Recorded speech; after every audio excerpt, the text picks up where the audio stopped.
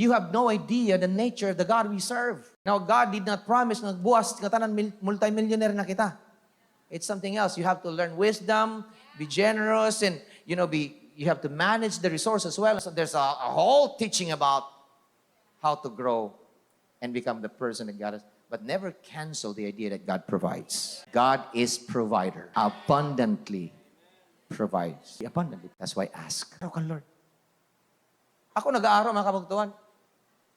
I ask, you know what a specific thing I asked? Lord, I don't know, maybe half of it, 80%, 90% would happen. I don't really care, but I believe that I can ask you. I'm gonna give you verses. If you want more verses about asking, I'm gonna show it to you. Give me miraculously, or you empower, you give me the work of my hands to open my eyes and allow me to walk in wisdom. And Lord, whatever help that comes from you, and I receive it. I want to end this year with so much nga dili ako, I can give to others. Don't you want that? Come on, don't you want that?